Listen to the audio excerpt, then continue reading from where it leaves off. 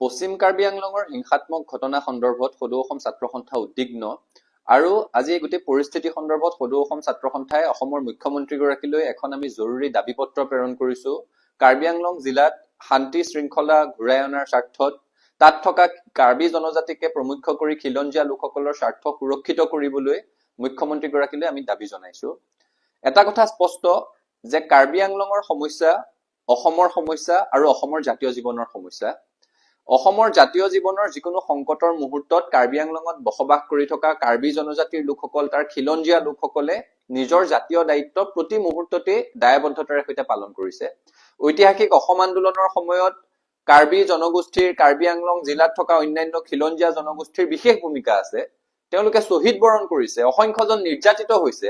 অসম আন্দোলনৰ ভৰপক সময়ত অসম সাহিত্য সভাৰ অধিৱেশন ডিফুত অনুষ্ঠিত কৰি কাৰ্বি আংলংবাসী ৰাইজে বুকুৰ উমেৰে সৈতে সেই অধিৱেশনখন সফল কৰিছে।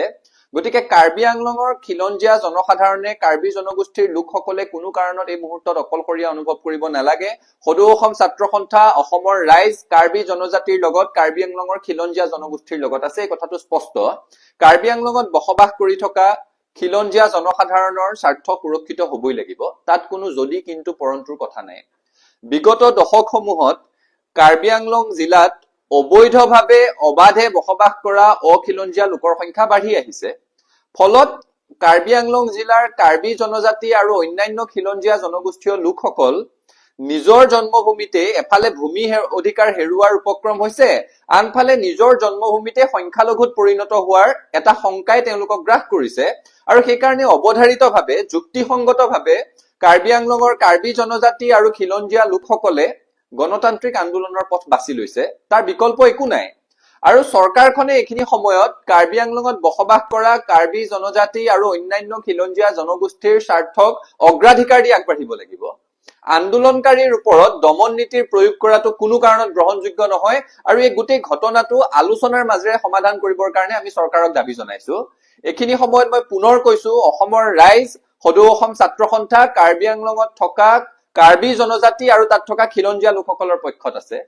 সদৌ অসম ছাত্ৰ সন্থাৰ উপসভাপতি সৰ্জুন হানছে, সদৌ কাৰ্বি আংলং জিলা ছাত্ৰ সন্থাৰ আমাৰ সতীৰ্থসকল সেই হিংসা জৰ্জৰ পৰিস্থিতিত তাত ৰাইজৰ লগত আছে। একে সময়তে কাৰ্বি আংলং জিলাখনত অখিলঞ্জীয়া লোকসকলে বিভিন্ন ধৰণেৰে কালিৰ পৰা উত্তেজিত কৰিব পৰা ধৰণৰ মন্তব্য দি থকা পৰিলক্ষিত হৈছে।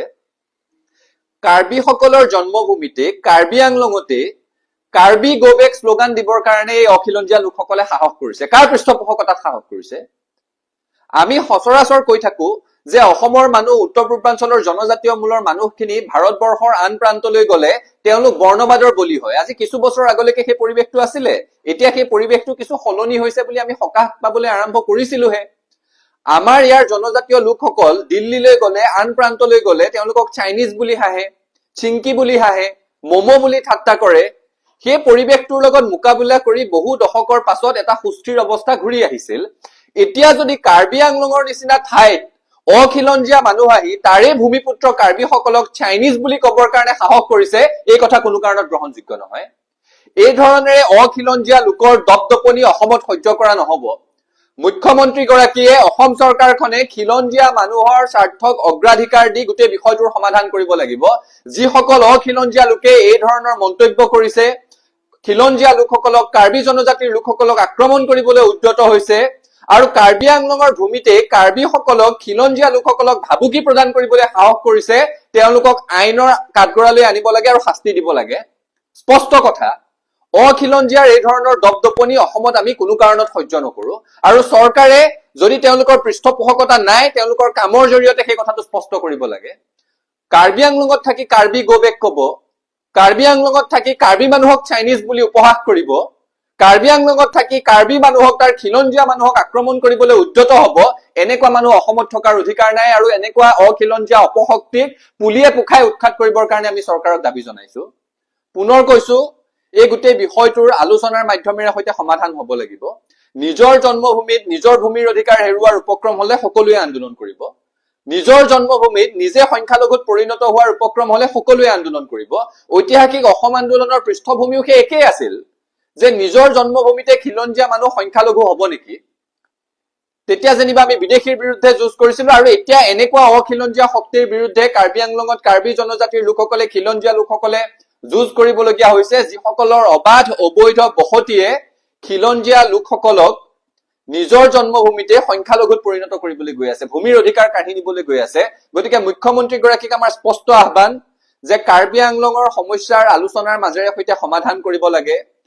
অখিলঞ্জীয়া যিসকল লোকে তাত থকা খিলঞ্জীয়া লোকক মাৰধৰ কৰিবলৈ উদ্যত হৈছে, প্ৰৰোচনামূলক মন্তব্য কৰিছে, সেইসকলক কঠোৰ শাস্তি দিয়াৰ ব্যৱস্থা কৰিব লাগে আৰু কাৰ্বি আংলঙত শান্তি শৃংখলা ঘূৰাই আনিবৰ কাৰণে তাৎক্ষণিকভাৱে হস্তক্ষেপ কৰিব লাগে। ছাত্ৰ সন্থাৰ ফালৰ পৰা স্পষ্ট দাবী।